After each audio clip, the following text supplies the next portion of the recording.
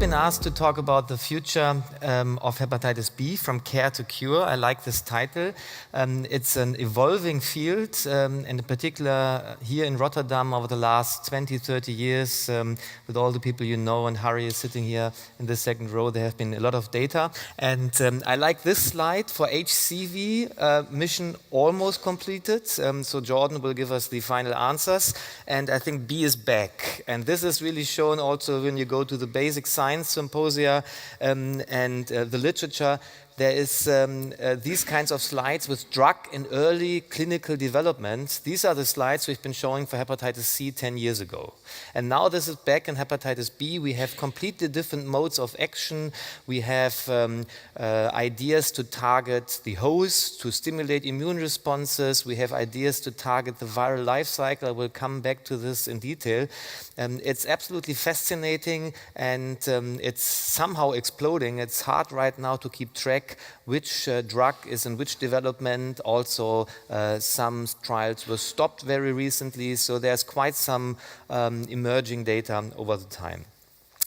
The key questions, however, is what do we want to achieve? The term functional cure is now pretty much accepted, some kind of immune control. If we want to achieve functional cure for hepatitis B, I think we always have to ask with the question, why at all? Do we need a new therapy? If so, we have new therapies. What should be the goals of these therapies? And then finally, I will discuss with you how. So let's start with the why. And the why is, I think, quite clear. We have hepatitis B virus infection, which still causes more than 600,000 deaths every single year. This is more than HIV, and hepatitis C and HBV is more than HIV causing deaths worldwide. The data for viral hepatitis have just been published again in the Lancet. Very nice overview, and you can see here that the mortality for HBV, cirrhosis, and HCC increased over the last 30 years. So we have not completed our job yet. However, we have good drugs. We have NUCs, and these are almost the perfect drugs. So we have HBV DNA suppression at 100% with almost no side effects. And you may be aware just that less than 2 weeks ago, there has been another drug received a positive opinion by the CHMP, by EMA. So it's expected that TAF will be approved in Europe for the treatment of hepatitis B in January. And why do we need this drug? TAF has a similar efficacy than tenofovir, but it may have some advantages in terms of toxicity, renal toxicity. There have been data in the phase 3 trials, which are published this month in Lancet Gastroenterology and Hepatology in terms of bone marrow density. So the remaining safety issues may be then also overcome with this compound. Good news. Then we know that the drugs are not only effective, suppressing HBV viral load, they also prevent disease progression. We have seen many data that cirrhosis can even regress if you use the NUCs. We have seen that hepatic decompensation is also prevented. It's very rare these days that we transplant a patient because of decompensated hepatitis B. If we transplant, then because of cancer, but decompensation is very rare, and there are many papers, including data also here from Rotterdam from the Virgil cohort. And then finally, it has been shown that HCCs are reduced by this treatment, but, and this is important, the risk is not eliminated. Even though we prescribe these drugs, we still have to monitor cirrhotic patients. They still can develop cancer, which is quite clear. So, are these drugs perfect? Well, they are very good, but they are not perfect. HBs antigen persists in most patients, and thus we don't know yet the treatment duration. HCCs, as I showed you, can still develop.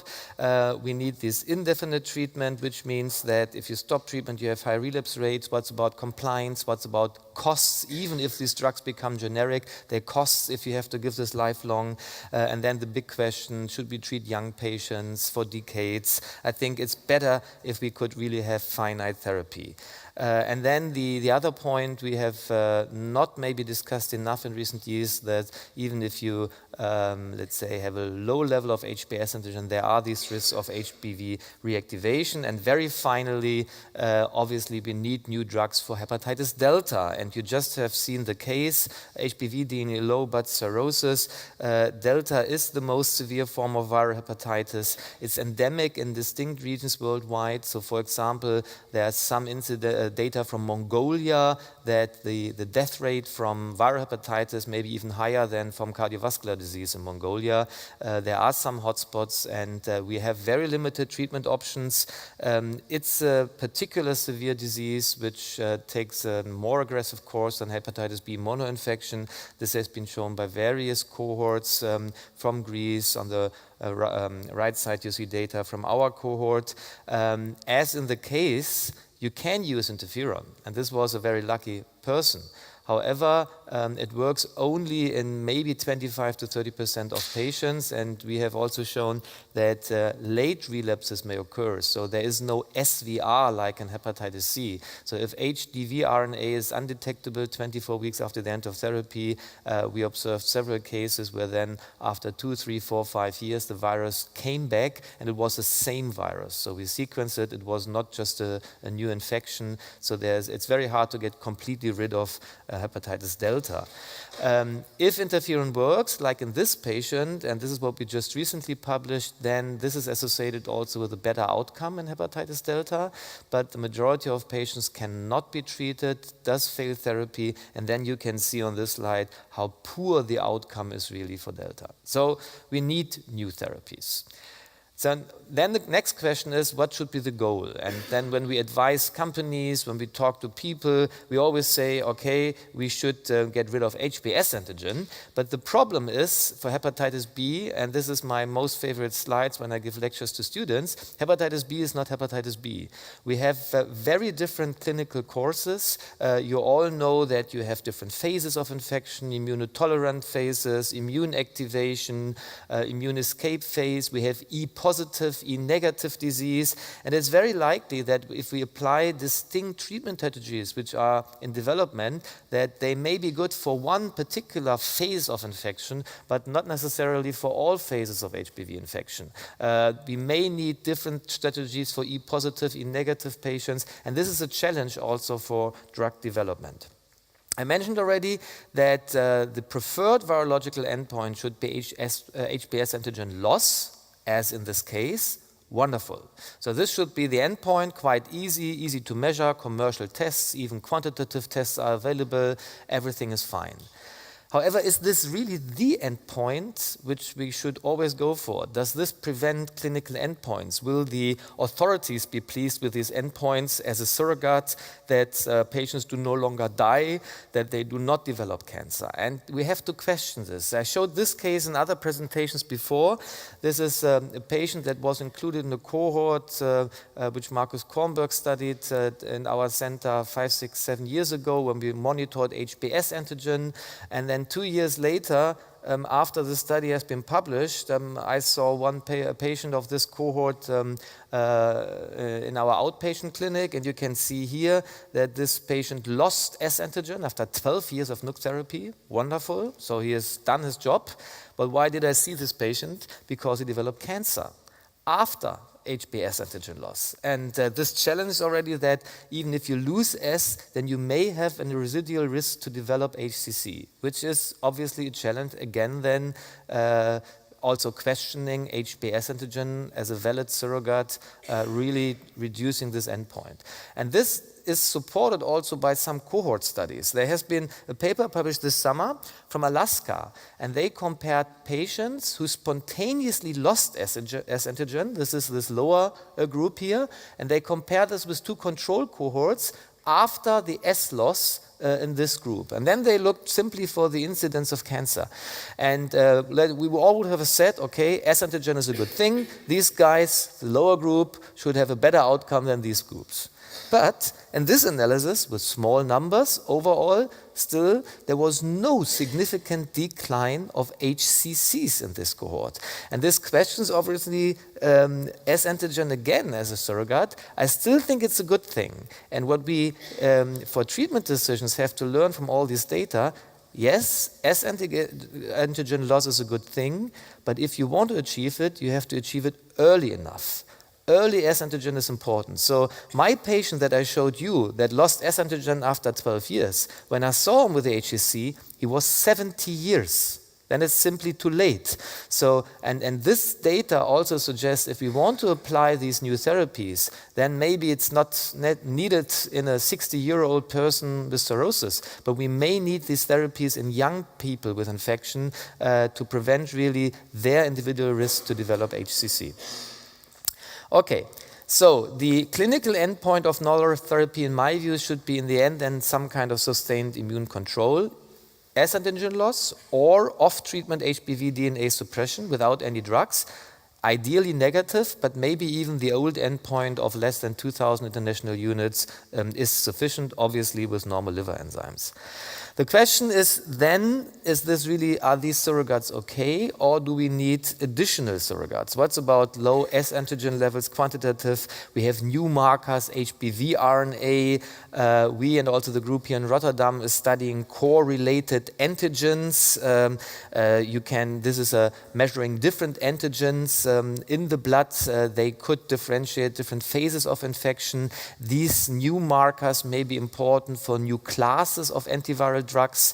Andre will talk about immune profiling afterwards. Maybe we also have to apply new immunological techniques to really define the mode of action and also responses to therapy. I think there we have to perform also translational research to really understand better HBV infection and also the endpoints of the new therapies. So there's quite some work ongoing. You will hear more about this new data. So final part now. We heard that why do we need new therapies? Yes, we need new therapies. I'm convinced. The goals of therapies are debatable. We may need new biomarkers, but how to achieve this now?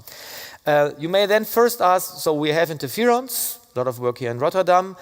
We have NUCs, why not to combine them? There was a large study sponsored by Gilead, published last year, where simply PEG interferon was combined with tenofovir, and you can see here the blue line. Yes, it's superior in terms of S antigen loss to giving interferon alone or NUCs alone, but overall, the response rate was still low. So less than 10% of patients lost S antigen even with this combination therapy. So it may be not the ideal thing to go for in the long term. We need something else. The next strategy is then maybe why not to do it very simple, simply to stop NUCs. So why do we need all fancy new drugs? Why not simply treat a patient 3, 4, 5, 6, 7 years, stop NUCs and wait what's going on? It's the cheapest, for sure. It will be not necessarily supported by pharmaceutical companies, but is there a rationale? And then, are there tools that we have already right now to increase the likelihood that off-treatment responses can be sustained? Again, then, if we want to apply this strategy, why not to use our interferon? And Harry did quite some work on this area here. So you could then envision different scenarios. You add interferon for a time, continue NUCs, stop there, or you add interferon until the end of the therapy, or you simply switch. Different scenarios, different trials have been performed. The answer to this question is yes, it may help S antigen decline. The responses may be better in E-positive patients. For example, the ERAS study, which has been published last year in hepatology. There may be lower response rates in E-negative patients, but overall, still, it's not extremely effective. So you may slightly increase the S antigen decline, and patients may not be very keen to go for 1 year of interferon therapy if your chance to lose S or to stay off treatment is increasing by 10-20% or so. So it's not the main breakthrough.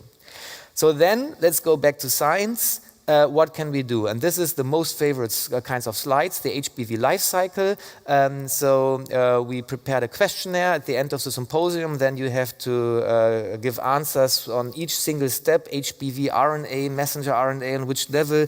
And it's so wonderful, confusing. Where can we target? And there are different ideas. Obviously, you can target immunity. You can target other steps of the life cycle. You can have host interacting targets. The idea to stimulate the immune response is quite interesting. We have a vaccine. There are many programs on therapeutic vaccines ongoing, which is interesting. And again, Andre will touch on this in the next presentation. Also checkpoint inhibitors, which are currently explored. However, many therapeutic vaccine trials failed so far. You may argue, did they select the right patients? A lot of discussions. But still, it's a challenging path, I would say.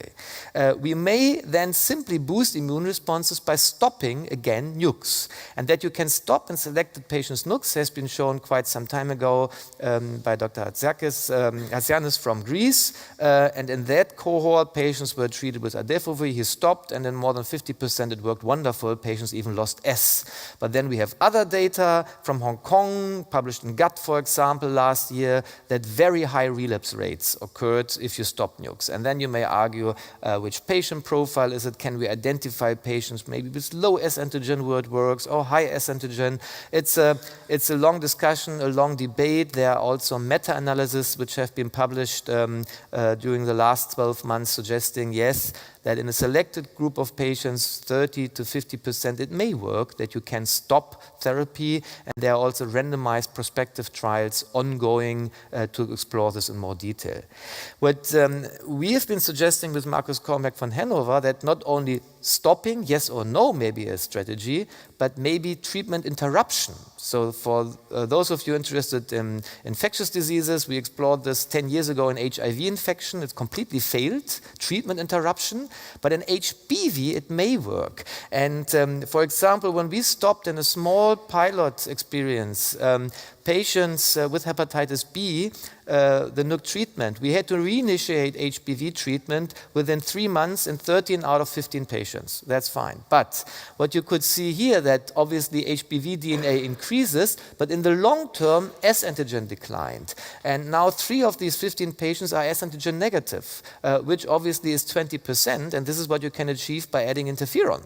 So it's a quite effective therapy, stopping therapy, if you start early. And this increase in HPV DNA is also stimulating the immune response. And this is what we have shown. You have various cytokines which are induced, T-cell responses are induced, so a kind of auto-vaccination, how we call this. And if we would do this in a controlled fashion, maybe this is a possible treatment scenario in the future. What else has been explored? And just to rush through some data, obviously you can target different steps in the life cycle. As siRNA is very fancy, has been studied already in patients. You can, by this approach, reduce HBs antigen.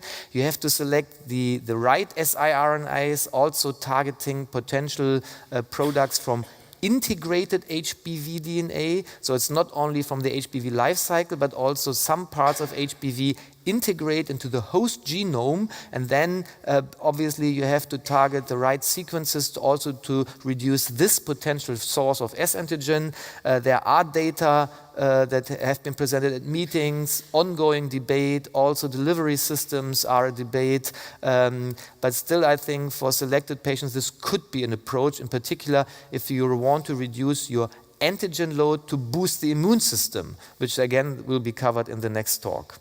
Other ideas are to target the mini chromosome in the HPV genome, so the CCC DNA, which is the long-term reservoir, and how to target this, for example, by CRISPR-Cas9 systems. And also there is data published already in vitro that they really could reduce HPV DNA. The problems there are obviously delivery and maybe also issues with the DNA repair machinery, but in principle HPV DNA is a very good virus that could be targeted by these new techniques. And then there is a big development, many studies ongoing with a new class of drugs, so-called capsid assembly mediators, different terminologies. There are also different targets of this class. It's interacting with the HBV core protein, and thereby empty particles may be produced. There's data that has been presented already as phase 1 at EASL with this new class. We have seen just 2 weeks ago data for follow-up compounds, and it will be interesting really to see whether this completely new class of drugs then will make it in the clinic in the next years. We have there a different, another surrogate, HBV RNA, which is suppressed by these compounds, and this you can also measure in the blood. Finally, there are some ideas to block HBV release from the hepatocyte. Quite interesting and controversial topic. Data have been presented during the last 2 years, and also again at AASLD we have seen data on an HBV release inhibitor in the Tuesday morning presidential plenary session. A very enormous effects on HBs antigen decline. This is associated with ALT increases. We have to see whether this has some safety issues in the long term, but the data, as you can see in terms of S antigen production, looks spectacular. And finally, we have entry inhibition. Also trials are ongoing. Stefan Urban von Heidelberg developed an entry inhibitor which has been studied in hepatitis delta. If you give this drug, you normalize liver enzymes. In delta patient, HDV RNA is also reduced, as you can see here, quite remarkably with this compound. However, S antigen levels stay rather stable if you give Merclodex at this stage. So we have to explore whether this is an option in monotherapy for HBV monoinfected patients, whether we need combination partners. Trials for this compound are ongoing. And I just want to touch that also for Delta, we have new therapies, new direct-acting antivirals, which I presented at AASLD. Lonafanib, a prenylation inhibitor, also reduced HDV RNA, and some patients even became HDV RNA negative. So also for Delta, we have alternative therapies ongoing. So, an enormous amount of data. You're all confused now. Which will be the way? We have immunotherapies, we have host targets, we have direct-acting antivirals, more data to be shown during the next years. I think it's very likely that there will be not one-size-fits-all therapy. We will not have the sofosbuvir plus X for hepatitis B. We may need different strategies for different phases of the infections, and we may even need combination therapies. And I think this is something which has to be explored. This is a challenge for clinical development, but I can tell you it's an exciting field. Thank you very much.